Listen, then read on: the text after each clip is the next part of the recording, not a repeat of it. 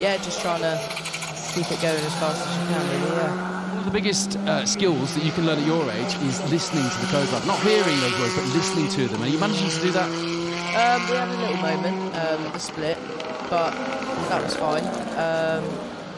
But You're still at the maybe I know better stage? I mean, I don't like to think so, but probably, yeah. Brilliant. I like the character. You've got a bit of steam coming in there, which means you're pushing on hard, you're getting it warm. Well done so far. We will catch up with you later. Matty Franklin, who, as you can see, is just jetting it through and giving it the big one there as well, which I like. Are you still at the stage where you know it better, Matty? Well, I don't like to think so, but yeah, probably. Fair play. That is the response I was clearly looking for when I asked that question. If it had said, no, not at all, then that would have been a boring answer, wouldn't it?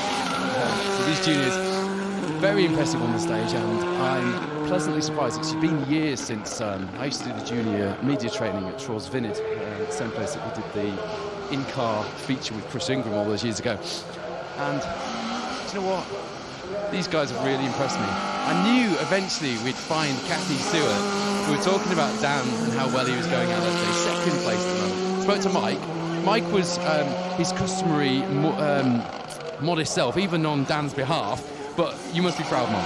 Oh yeah, I'm really proud of him. Honestly, when I come out, I'm just like, I love watching him go round. I think unfortunately he's just dropped down to third after stage 4. Well, they were joint second, weren't they, for a while? So yeah, but hopefully he can make a few seconds back. But no, he hasn't been out in the car since July on a rally. We've done some sprints trying to get him some seat time. So yeah, he's doing really well. Dead proud of him.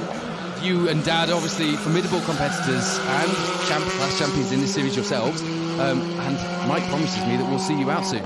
Oh, next year. Yes, definitely. I think just coming today, it's just like I'm itching to get back out.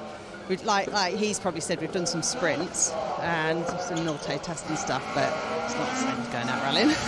Same without you here, Kathy Stewart, who will be out next season once again in the MGJ Engineering Circuit Rally Championship. And great to catch up with some of the names and the faces, and I suppose for you at home, the voices of the championship. I've just noticed as I'm walking around doing my absolute very best to multitask. I had the wrong stream up and we're not doing juniors anymore. As you can see there, Steve Finch getting things back on stream a little bit. He was a bit, seemed a bit disappointed, didn't he, when we spoke to him after stage 2. Grab that for one moment, just radio silence for just one.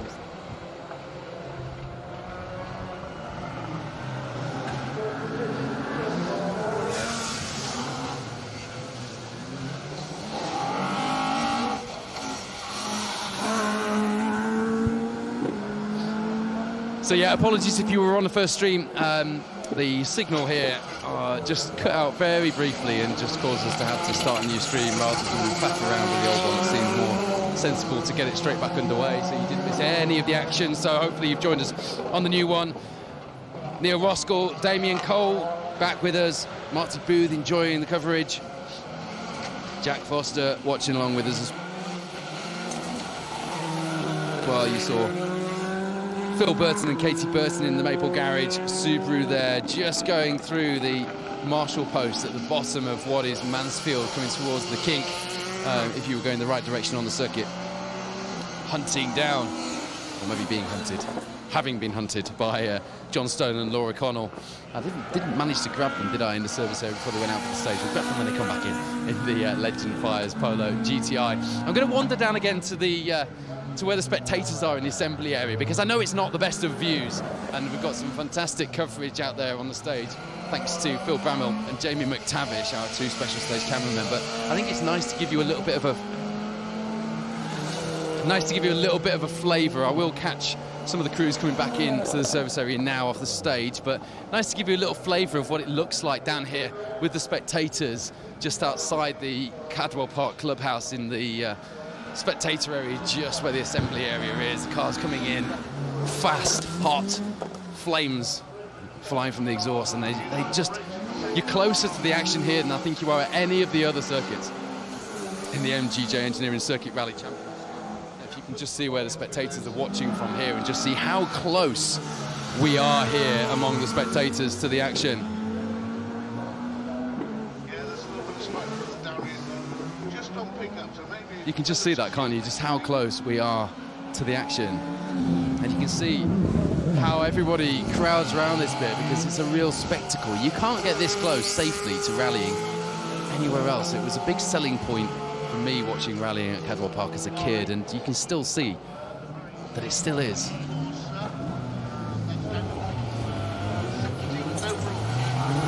Really cool to get people so close to the action. There you see Jason and Lee Wilson firing that Darien like a rocket through the assembly area here at Cadwell. Gonna make a couple of them famous now. What's your name, mate? Harry. Harry, are you enjoying yourself? Yeah. First time here? No. Excellent, good man. You've been here lots before? Yeah. Been rallying here, yeah? No. What do you normally watch? Drift and motorbikes. Excellent, well, it's always a good spectacle. This is something different, isn't it? Yeah. Yes, it is. Yeah? Well, we'll catch up with you later. Enjoy the rally, Harry. Thanks for bringing him out, Dad. Something a bit different for the kids to do, watch rallying as opposed to superbikes. I had producer Wayne talking in my ear, but I couldn't quite hear what he said. You're going to have to go again with that one, Wayne.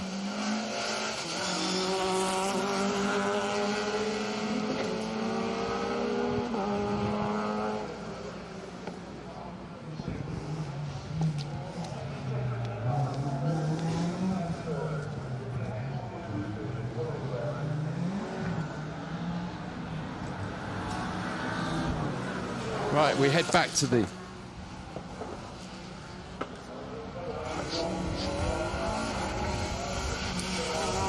Okay, so possibly some issues with Ollie Donovan's Hyundai. Head to the service area and try and find out what's going on there and get a bit of a reaction from some of our other crews as well. I can see Tony Robertson pulling in just close to where we are. And I do still want to catch up with John Stone and Laura Connell in the Legend Fires car after that cracking start for John. First time out since the car's been rebuilt.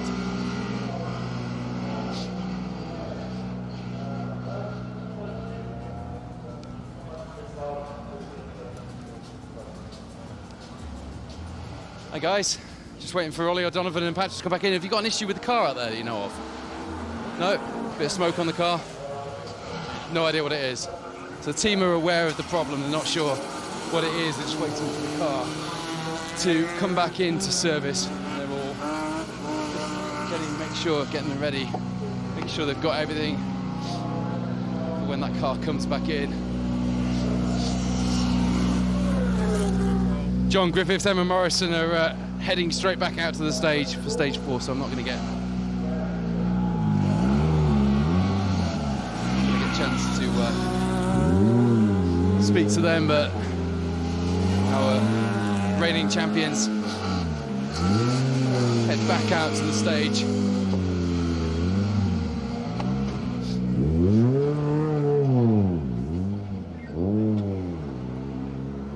Ollie Donovan then has quite a bit of damage to the back of that Hyundai. So having been off this morning at Barn and clumped into the Armco and perhaps done little more than cosmetic damage, it sounds like. I don't know if you can just see the team in the service area. They know there's some damage on the car. They're aware that they've got some work to do. And just now, Ollie Donovan, Ashley Morris pulling back in. You can see the back end of that car, bodywork flailing.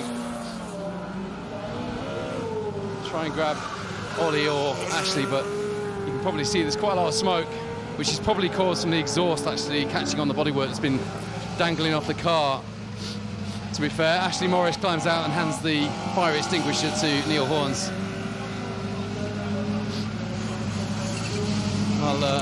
I'll be sensitive as to the point where I jump in, but Ollie, you've got an issue? Obviously. Got a bit hot in the car. What happened? We just had a fire in the back. We don't know what really caused it, but we knew it was on fire about a couple of yards from the finish. Got into the finish, and obviously we got to it as quick as we could, and with the help of the marshals and from the car in front, ran back with a fire stick. So we managed to put it out. Fair play, those fire sticks are worth having, aren't they? Fire stick is a blessing. The fire extinguishers themselves are no good, but the fire stick done the business, and we still have a car. Ollie O'Donovan will live to fight another day. Ashley, you must prefer being in the driver's seat, but that was one wild ride, wasn't it?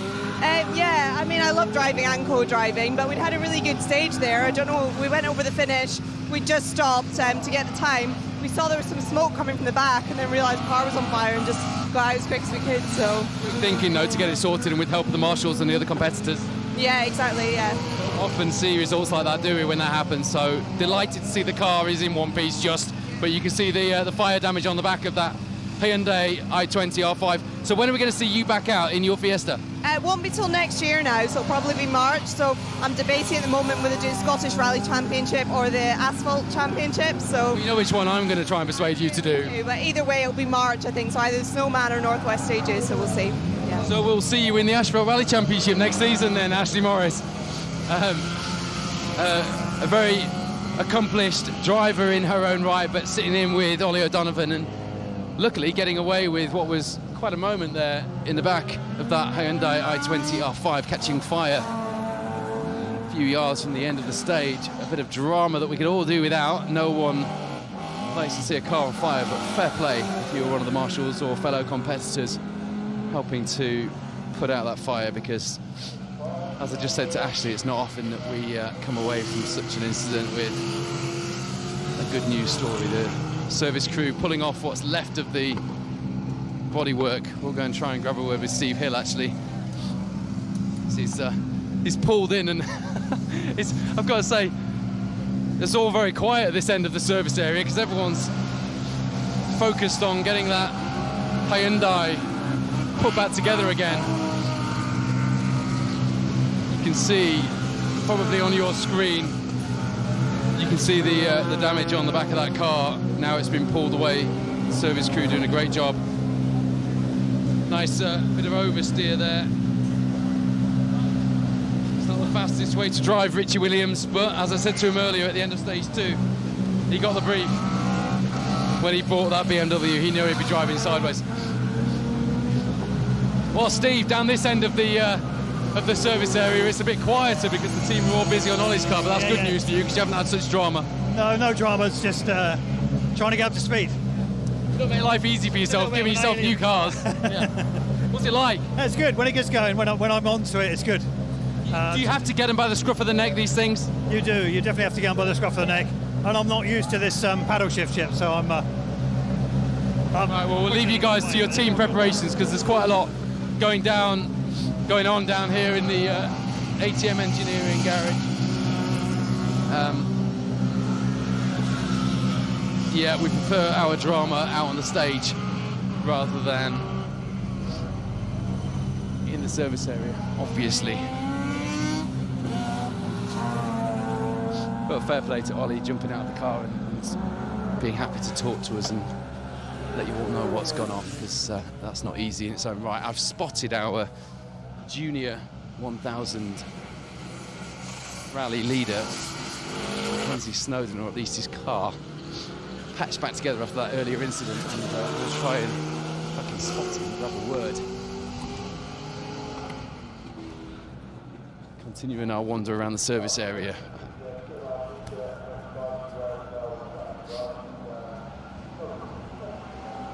Tom Hines says, no, we need Ashley Morris back in the Scottish Rally Championship. We absolutely do not.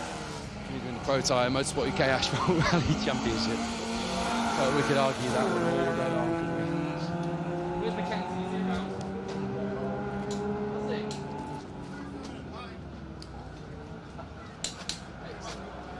Mackenzie? He's gone for his dinner.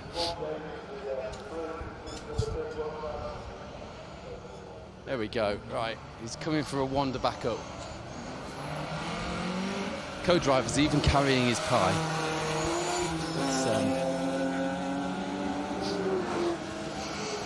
Well, you've got your co-driver well trained already. He's even carrying your lunch back up. Yeah, I know, yeah. Well trained, yeah. Performance from you today, yeah? Pretty staggering. You impressed? You pleased with yourself? Yeah, really good. The car's running really well, yeah. Yeah, well, you did your best to upset it earlier, didn't you? Taking out half your driver's side. Normally it's the co-driver's side that you hit. But you come back from that. You know, how old are you? 14. 14. You've had a bit of a clump. I mean, for most people, that's quite a shocking thing to happen. Go smashing into the side of your car, and you've got it patched back together again. You're leading the rally. It's pretty cool. Yeah, just getting the dry patches on the track just to make up time. And, yeah. First time in Cadwell? Yeah.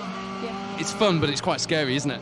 slippy some places, yeah. Where's the fastest part of the stage for you? I'd say I carry more speed through the S-bend, the chicane, and then off the track, and the square left through that bit. The whole bends the wrong way is quite a formidable bit of circuit. I know I've driven it the wrong way. It's scary. Fair play, Mackenzie. Mackenzie Snowden, who's currently leading the Junior 1000 rally here at Cadwell, and take nothing away from him. If you look at the side of that car, it is a mess. He's really thumped the side of that, and I don't know, even if you've had a small knock in your car, you've had a little bump, it's quite shocking, and it takes a bit of time to sort of get your head around that, and he's not only got his head around it, he's back and he's leading the rally, and he's out there fighting. Alistair Stables passes us by on the way out. You've got something more important to do, whatever you give into service crew. Jack, come and chat to me, ready, mate. You have gone really well out there today. You're in the fight, and you were one of the crews earlier on who sort of made on while everyone else was having issues when it was slippery. Yeah, definitely. It was very slippy this morning. It's drying out now. See some good lines. Yep. Just the tyre pressure's back to dry weather. Hopefully we'll push on even more. So you think we've got dry weather all day now, do you? Bit of luck, maybe. But You've got quite a big gap now before your next stage. Yeah. We'll just have to keep looking in the sky, see what happens. Confidence from Jack Burst that it's not going to rain this afternoon and we're going to have dry weather. Back to dry weather setup on the car. How's he doing in there? He's doing quite well, Paul. Yeah. Yes. It must be remarkable because Mike, you've sat in with some drivers over your time, but it must be quite remarkable watching them move around in a car like they do at their age. And also they got no fear, and it's good. I mean, I love it. Look at Mackenzie. He's taken half the side of the car out, and it doesn't bother him at all. Well, like I said, they've got no fear, and Jack just drives it like a dream. He listens, does what I say, and no problem. As we've already said, listening to the co-driver is the biggest skill these guys can learn early on in their careers. Mike Jode is a co-driver you absolutely want to be listening to out there on the stage, and it sounds like Jack's doing just that. We'll have a word with Ross, and he looks very busy right now, but I would also like a word with Ross's dad, because a bit of a legend of the sport in his own right. We'll have a word with Ross first, because he's not going to be happy if I speak to the old man before I've spoken to the driver. Struggling a little bit out there, I think, aren't you? It's hard when it's as slippery as it is, and you've started off with a bit of a tricky stage. Yeah. It's hard to get back from that. Yeah, it's just some places you can't see. It's really wet, and where the leaves have been falling off the trees and it's greasy and you can't really see it. But it just take it as it comes and see what happens next. We're getting a bit faster, third fastest on a couple of stages, but yeah, it's getting better. You must have had some access and some insights behind the scenes with Petter, with Team Solberg over the years. There must be a few tips there that you're picking up. Yes, I've been, but he just says go flat out all the time. Try your best. Yeah, just. That's why he was known as Hollywood when he was in the WRT. John Cudmore, a man who for years has been running other people's proteges, and now you've got one of your own to run. Nervous, Dad? Very nervous, yeah. I'm nearly bankrupt also. Yes. No, I was just saying to Ross, I mean, he's had a tricky morning, and sometimes this sport, and you know this more than anyone else, is just about picking yourself up from those moments, aside from, being out in front to begin with, isn't it? Yeah, it is, yeah. It's all a learning curve. It's only his third event. It's quite a tricky rally, Cadwell, but he's doing well. So far, so good, yeah. He's keeping it just about on the black stuff and not giving you too much work to do. Although I couldn't get in his driver's door earlier, I thought you were going to have some fun with that one. No, luckily we've got a bodywork specialist with us, so he's fixed that. And yeah. Bodywork specialist has had to do a lot of bodywork recently. This one, another one. I thought you were mixing ranks with Team Legend Fires for a moment there, but happy with how his career is progressing early doors? Very good, yeah. Can't ask for any more. Does Petter watch on? Does he give you the odd tip? Yeah, he sends messages, yeah, and Oliver, yeah. We're obviously looking forward to it. Will you be out on the RAC with them next week? Not with them, but I'm on the RAC, yes. Who are you out with on the RAC, John? Of course, in the Porsche. So John Cudmore did run Petter Solberg in the WRC and in Rallycross, and before that, Steve Simpson in the and indeed the works drivers in the Hyundai Accent WRCs. Where is Legend Fires? I need to go and find him. Where is it? Ah, there we go. Right behind me where it says Legend Fires on the van, yeah. Well, it's because you've opened the door, you see, so it says Legend Fear. All right. There we go. Fair play to you guys, though, getting that polo ready again. And as we've seen, John is well and truly cooking. I don't know if you can just spin the camera around, if the producer can just give us a shot of, look at this. It's like being on holiday in the paddock at Cadwell Park here. That is how you chill out on a rally if you're John Stone. In fact, I don't know, we could maybe do this as a bit of a mobile studio. This is it. This is rallying in style. It's like glamping. Glamping rallying. I wonder if I can stay here long enough for John Stone and Laura Connell to come back into the service area. No, they're going to be sat in the queue for some time, and it's not going to be the most entertaining of shows for you if I'm sat living it up in the Legend Fires service barge. Philip Rowland's M3, he said it earlier, he needs a new car. It has done the rounds, and it certainly looks like it's done a few rounds with someone big and hard, does that M3. It's sporting quite a few battle scars here today. One of the teams who run themselves, no service crew. So I have to kick the tyres and adjust the tyre pressures, fix the car, get it all strung together.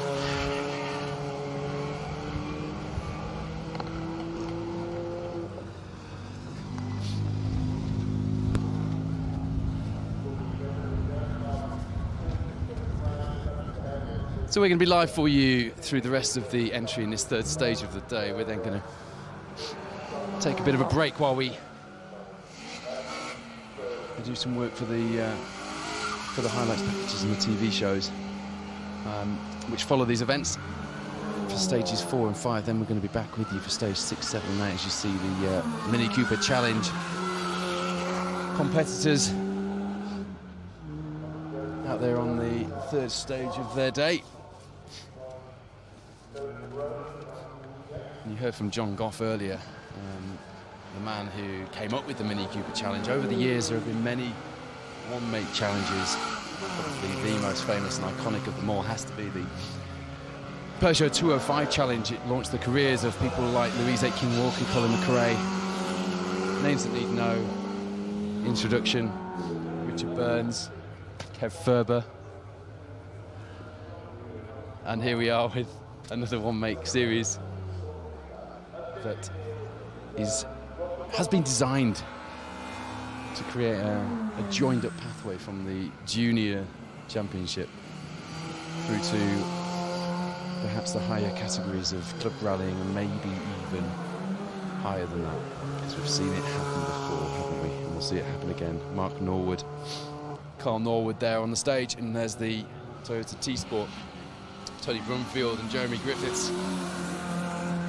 Tony making a few apologies for his lack of power in the Toyota compared to the Mark IIs that he's battling with, but I'll tell you what, he doesn't need to make any excuses. He's doing a good job, and it's about throwing your hat in the ring, isn't it? Just coming past me now is Jonathan Williams. I'm going to see if I can...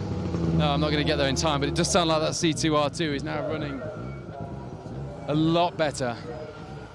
Stephen Johansson's just pulled into the finish. Very quickly, Stephen, how's it going? 3 stages in now, you happier? Yeah, happy, yeah. It's going all right, yeah. We're quite happy. I think we're just trying to figure out tyre chains for the next one. But, yeah, a little bit of time. Let's see what we can find. As a racing driver, can you imagine going 3 abreast into Hall Bends in a stock hatch Fiesta? Not really, no. It seems absolutely insane, doesn't it? It doesn't seem wide enough. It's nutty, completely nutty. Stephen Johansson getting into the rhythm now, trying to get his head around the setup on that Super Impreza. Completely different, both in car and event, to anything he's done previously in motorsport. And he's been with us for a few rallies now in the MGJ Engineering Circuit Rally Championship.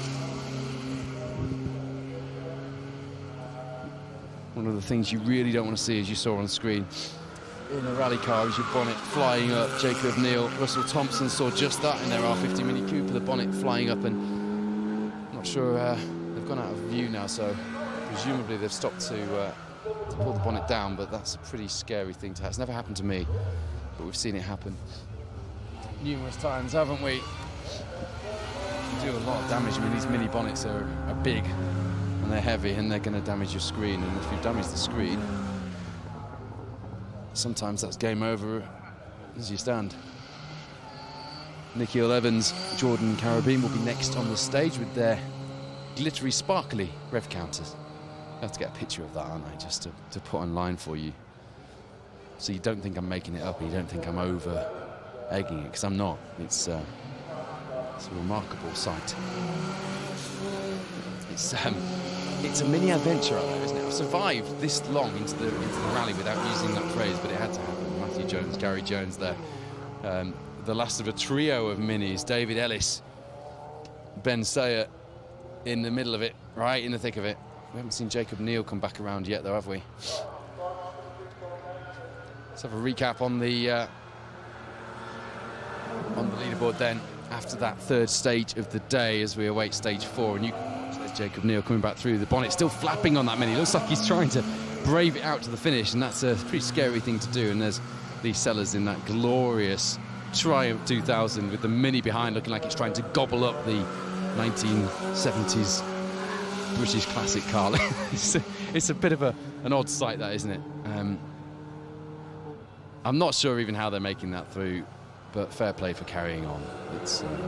We'll try and grab Jacob as he gets to the finish, if he makes it to the finish. Patrick O'Donovan leads away with Jack Morton, now 16 seconds ahead of John Griffiths and Evan Morrison. Paul Murrah in second place, just a second behind, though. The fight's very well and truly on. And even though the car caught fire, Ollie O'Donovan and Ashley Morris are on fire as far as the leaderboard is concerned as well, just 2 seconds behind in fourth place. Michael Igo, John Stone, Tony Robinson, Martin Hodgson, Steve Finch and Steve Hill round out the top 10 at this stage. We've lost Jason and Lee Wilson from the top 10. I noticed they've obviously had a bit of a rough stage. They're way down in 25th overall at this stage. So Jacob Neal, bonnet up, flapping around. And that's a big old bonnet to be flapping around. He's due in at the finish, if he makes it that far. Because even getting round to the finish with your bonnet up like that is no mean feat. And here he comes. It's like some kind of comedy monster truck with its big hungry mouth flapping around over the bumpy finish section on the gravel coming out of the circuit exit gate at Chris Curve. It might not even be very good TV, but I thought we'd just get a word with him as he comes through the finish.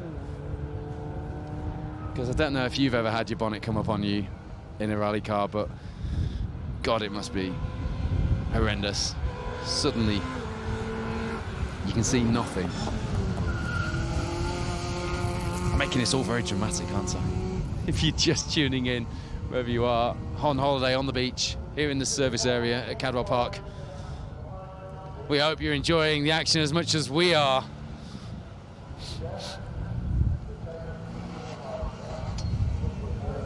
Fair play for continuing. Could you see anything? Yes, when we were on the faster sections, on the brakes, it would fold down, couldn't see anything. I mean, I'm sorry to smile, but it looked hilarious. It looked like you were trying to eat the Triumph 2000 in front of you at one of the camera shots, but that's not what you want to happen, is it? It's a first for us, that's for sure. It's never happened to me, but there's plenty of people it has happened to, and it's just one of those horrendous things. It looks awful. But it looks like it's trying to eat everything in front. I'm not sure that's going to have done anything for our times. No, I'm not sure that's how you drive quickly in a rally car. But at least Jacob and Russell are smiling. The pneumatic bonnet stay dangling out the side of that bonnet. A very sad sight indeed, especially if you're Jacob and you've had to struggle your way around the stage with very little visibility. Anyway. Yeah. The unfair trials and tribulations of rally drivers now that we're free with this new format to be able to jump out and interview them at the end of the stage. They were always safe before. That was something that we couldn't very easily do. I'm sure they'll watch that back with at least a wry smile.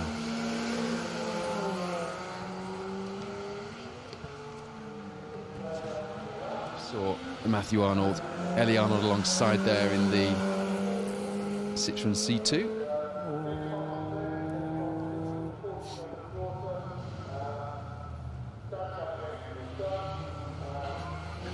Roger Sparrow with Morgan Sparrow alongside in the Mazda MX-5.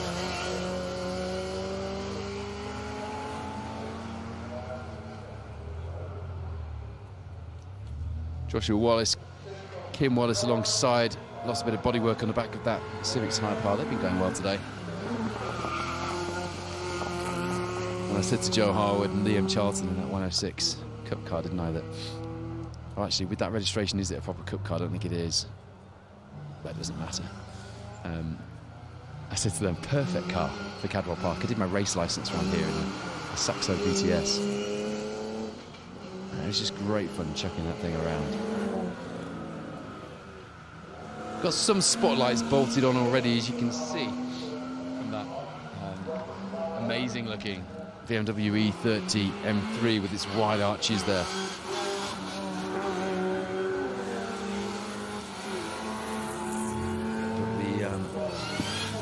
The spot lamps are all going to be bolted on when we get towards the latter stages of this afternoon's broadcast, so we look forward to bringing you that a little later.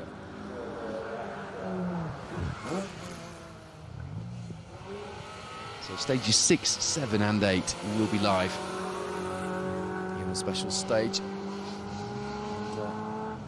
I think you'll find with how close things are at the top of the leaderboard, through quite a few of the classes, and we'll give you a full rundown at the start of the next broadcast. I think you'll find that we've got quite a battle on our hands, and it's a happy cliche and one that I'm happy to use. But there'll be fireworks on and off the stage here at Cadwell Park this afternoon. There'll definitely be fireworks off the stage, so if you are thinking of coming down, you'll enjoy yourself. The next broadcast then from us on special stage will be at 3:15 this afternoon, which is where you'll be able to see the last 3 stages of the rally. You can follow the live results until then on results.djames.org.uk. David doing a brilliant job. The North Humberside Motor Club organisers, one of the people behind this event. I must also mention Ian Sadowski, whose wife has been ill on the lead-up and therefore is not here. I did see Ian recently. He was out for a walk in the village where I work, and really sorry to hear. We've got that going on, lovely people, and Ian worked so hard towards this event, and he'd be gutted not to be here. So hopefully you're tuned in, Ian, and watching the action unfold from home. And if we've been able to do that for you, then you know that's all we can hope for. Jamie McRae, Ryan Stutchbury going well in that wide arch 205 with its 306 S16 engine. That's the Ford KA of Ian Barnes.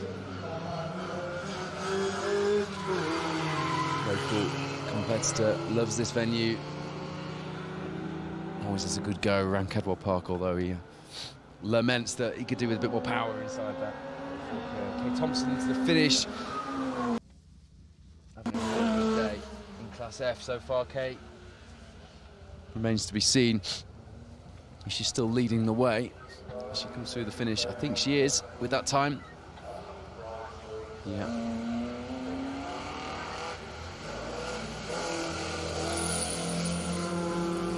She's got a fairly good lead in that micro ahead of Rob Overend in the little Ford Fiesta. Reese Brooks alongside this time. Okay, swapping co-drivers a few times this year. Charlotte Wainwright has jumped into the Mazda MX-5 with Peter Taylor in Class D. He's ordinarily been in with Kay Thompson. Wow, we've got a lot of cars on the stage there. It's it's like wacky races coming down under the bridge here at Cadwell Park. One of the sights and sounds of circuit rallying is you do end up sometimes with quite a few cars going through the splits. They won't all be on the same stage. They'll be on different splits and therefore different laps, if you want to use racing parlance. It looks unusual, doesn't it, at a rally to see so many rally cars on stage at one time. And rally drivers genuinely don't know what to do. Like, what do? Do you go to the right? Do you go to the inside, the outside? Do you just flash and beat your horn like some do and try and pass on the straight? It's quite an unusual spectacle for a rally driver. What do I do now? I've got 5 cars ahead of me. George Sheard. That's the wrong Sheard. He's servicing this weekend. Paul Sheard. Colin Stevens lead the way in Class E. We mentioned Class F. Kate Thompson leading things there. Adam Hanna, Wayne Wood in the Ford Puma, just 2 seconds behind. Very much the fight on in Class E. William Rutledge in the really cool-looking Vauxhall Nova in 3rd place and almost a minute behind those two. Dave Bellaby leading the way in Class D at the moment with Kevin Franks alongside in the Escort. Then it's Jake Briggs 17 seconds back and a further 9 seconds back to Andrew Turner in that class. Class C sees Martin Hodgson, as you would expect, from his overall position, and a strong overall position of, I think he's 7th, isn't he, after that stage, leading the way. James Garner in the orange Darien. We've lost Jason and Lee Wilson, of course. They're back in 25th overall. Stephen Sawley, Rob Johnson behind, quite close in that class, 19 seconds separating the top 3. Phil Burton, Katie Burton in the Impreza in the Maple Garage car. We said how well they were going. We spoke to Andy Townend, the guy who's running them this weekend as well, didn't we? It's not usual. Phil won't mind me saying that he doesn't normally come out the blocks fighting as hard as he has today. He's really got the fire. And he'll have been gutted to miss his home road rally as well. Phil's background very much road rallying. He comes from road rally country over in Holderness and the east of Hull. And it was the Beaver Rally overnight. Well done to everybody who completed and enjoyed themselves on that last night. I also would have been out doing something, even if it was just getting involved and watching a little bit of that. If I hadn't been coming out here today, I'm sure Phil would have been the same. Stephen Johansson, we just spoke to him. Chris Cooper alongside, 41 seconds back. So Phil and Katie have pulled up a fair lead in Class B so far. Dave Hornbrook and Dixon just 3 seconds back from the Impreza of Stephen Johansson in their Mitsubishi Evo 4. So again, quite close there. And Class A, of course, is the overall leaderboard. Mostly Patrick O'Donovan, Jack Morton, 16 seconds in the lead from John Griffiths and Emma Morrison, Paul Morrow, Craig Simkis in 3rd place, just a second behind. And Ollie O'Donovan and Ashley Morris will be back out fighting, just 2 seconds behind the fight, very much on, despite that dramatic end to stage 3. Right, we will leave you for a couple of stages now. We'll be back after 3 o'clock this afternoon. Join us then for more action from the second round.